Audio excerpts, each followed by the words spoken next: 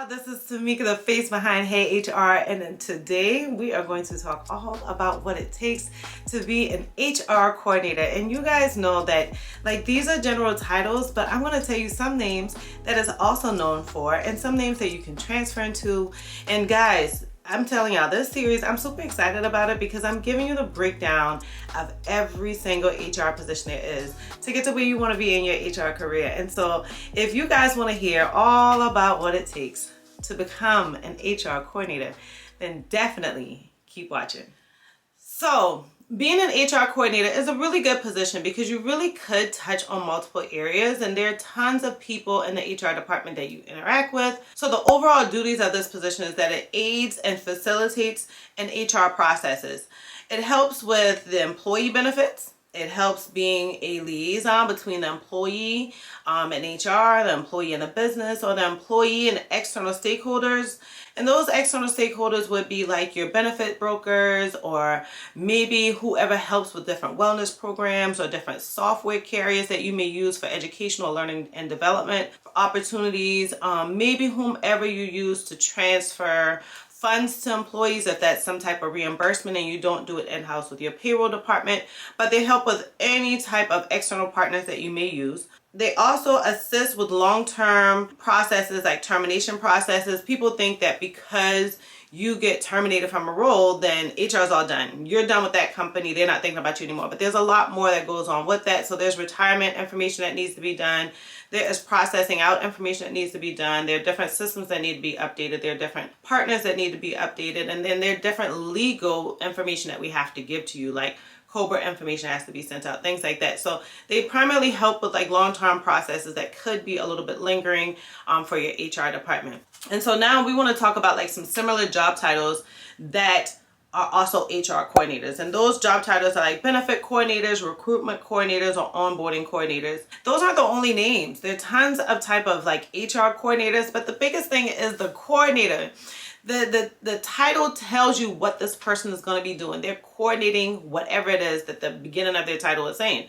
So if they're coordinating benefits, then they're coordinating making sure that it gets set up, making sure that the information continues to be drafted from your account, that you get any FAQ questions answered about it. The same thing with recruitment. They may be doing a lot of behind the scenes recruitment. You may see the actual recruiter or the person that's interviewing you, but maybe they're setting up the interviews. Maybe they are giving out the rejection letters. Maybe they are the people who are getting the follow-ups from background screening companies and making sure that the right recruiter gets it. Coordinators are super duper helpful.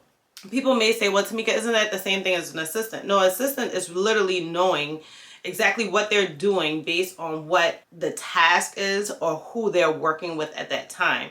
So each day or each week, they're being given a list of tasks. Hey, I need you to do this. I need you to do that. I need you to do this. I need you to do that. But coordinators are a little bit different. There are processes that are already in place and they know where they plug into those processes. So they really help them with the outcome of it. So it's definitely different between an assistant and a coordinator. Now, the overall compensation, and for this one, I feel so bad, y'all. I could only really get a comfortable salary range, and I could go to other resources. So if you guys are like, well, Tamika, that's the only one you gave me, but I saw this on LinkedIn, I saw this on Indeed.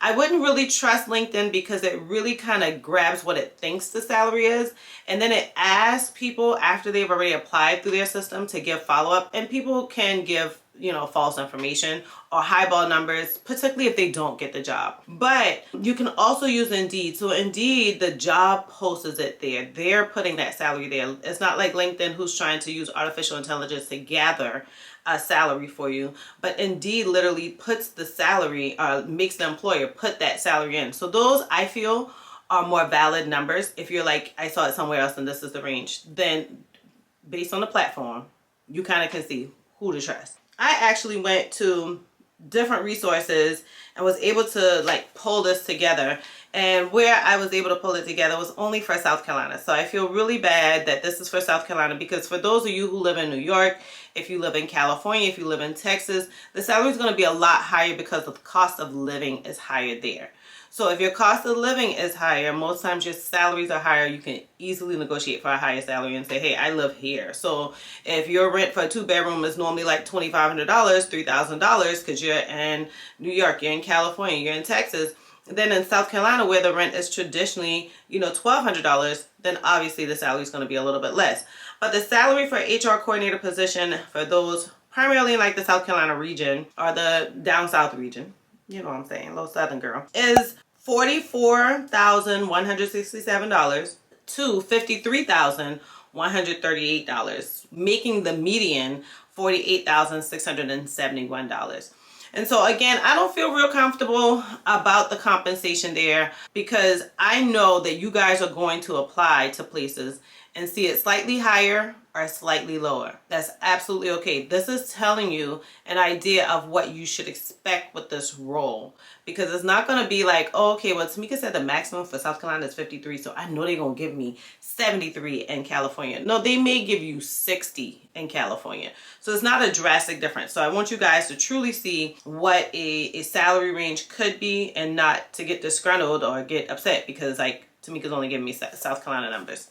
But roles that you can transfer to next after being an HR coordinator is definitely an HR specialist, definitely a recruiter, even an HR generalist, particularly if you work in a coordinator position where you have coordinated for the entire HR department.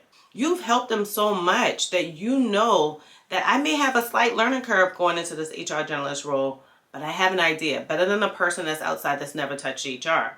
And so you can definitely slide into that role. Do not let imposter syndrome hit you where you're like, but I've never done it, Tamika. I don't know what to do. No. You have seen it. You've helped it. You've aided it. You know what that generalist asked you for on a regular basis. You know the things that drove them crazy then when they didn't have it.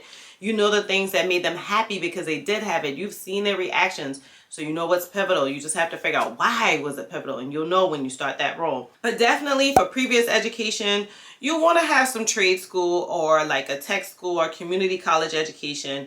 An associate degree is a really good degree to have and to become an HR coordinator. Or you can just have a ton of previous experience. If you've worked as some type of coordinator before, if you've been an HR assistant before, HR admin assistant, even a regular admin assistant, you've had some type of experience in the office environment. So it should be pretty easy to glide right on into the HR coordinator role. Now, some technology skills that you need for this role is obviously going to be your word processing software. So that's going to be your Microsoft Word. That's going to be your traditional emails. How are you handling Outlook? Do you know what to do with making sure that information is delivered? How can you deliver this information? Can you download it? Do you need to put on a drive? Can you upload it somewhere? So you want to know, how can I get these words in the system and how can I process it in a way that other folks can communicate with this information? And so it would be nice to have HR software experience. As an HR coordinator, you're going to perhaps touch the HRS system. You're going to touch the benefits management software system if that's not already built into your HRS. You're going to touch the applicant tracking software if that's not already built into your HRS.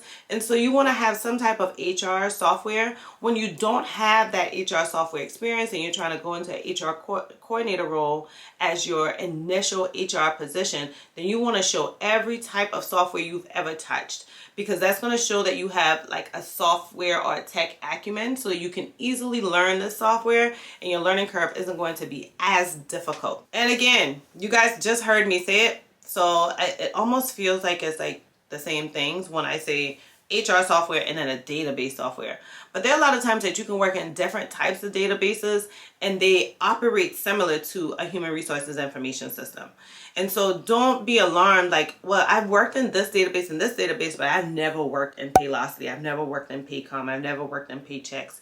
I've never worked in ADP. It's okay if you haven't worked in those particular software. If you can show that I've worked in a database, I've managed information there, I know how to move around to it. When I open it, when I log into it, I'm not going to be terrified of it. Then that shows that you can easily learn how to use a HR software. Now, y'all know I always love talking about the compensation, but I love talking about transferable skills because a lot of times we just don't have that exact experience and we want to know. You know, Tamika, I've been working for the last 10 years, but I haven't done that. How can I get started in HR? So if you want to know how you can get started in HR based on the experience you have that's not particularly in an HR department, then transferable skills is your place to go. And so transferable skills for this role would be interpersonal skills, customer service skills. You're going to talk to a lot of people. You're going to communicate with a lot of people. You're going to get to know a lot of people. A lot of people are going to get to know you. And so people want to make sure that it's not someone who's a complete introvert or someone who's a total BI. Y'all know the rest. We want to make sure that we have someone that's cool with knowing this is part of my job. This is what I have to do to get the job done. It's no longer a personal thing. It's all the way what I need to do to get the job done. And I'm absolutely okay doing it. Another thing is you want to pay attention to detail. Y'all, as an HR coordinator, there are going to be little minor things that people are going to be like, how could you forget this? You know, oh my God, you forget to get the lunch delivered for the lunch and learn. You know, if you had a company that no lunch and learns come with lunches, because I've worked at companies where they have lunch and learns and I'm like, we bringing out lunch. No, we're supposed to provide the lunch. But anyhow, so you want to make sure that you can remember that small detail that, you know, I didn't tell them that lunch needs to be delivered tomorrow. I told them it needs to be delivered today. Or I didn't tell them that lunch needs to be delivered at 12 when I know the lunch and learn starts at 12. I told them to deliver the lunch at 11, right? So, you know, that's a super like light detail, but you want to be able to pay attention to detail. And so obviously if we want you to work in word processing software, be able to handle a database, be able to handle HR software, then you definitely want to make sure that you know your verbal and written communication skills, because you don't want to get in the software and no one can understand exactly what you're trying to say. Obviously we do have tools like Grammarly, so you can use that to correct some things, but Grammarly is only going to transcribe what you put in. So we want to make sure that you have enough of those verbal and written skills that you know the type of information you should be putting in there, and the type of information that you should be expecting from it, and that you can communicate well using those verbal and written skills. So y'all, these videos are like super short, and I'm happy for that, but I'm not happy if I'm not providing all of the information that you need. So if by chance I missed anything that you wanted me to cover, anything that you were like, Tamika, this was really good information, it filled some holes for me, but I still have some open areas here, then please put it in the comment below and let me know what that is. Again, I want to know that before I create the next video and leave that information out. I have totally been enjoying your comments so far. You guys are really sounding like you're liking this information. And so that's the biggest thing that I wanted to get for everyone. If you are a little bit lost on where we are, then we're definitely in the HR series where we're talking about different HR positions. And I've also done a video all on what the HR career ladder looks like, so you can tell which positions we're in as we're progressing through the series. And so for those of you who are new to my channel, welcome to Hey HR. I really appreciate having you here, and I hope that you're getting all of the information that you were in search of when you stumbled on my channel. And for those of you who are returning, I really appreciate you commenting with me in the chat, replying to my emails, hit me up in the DMs. Y'all, I am loving it here. So please stay along for the ride. Tell me how I can improve it even better for you guys. And so as usual, I honestly cannot wait to see y'all on the next video.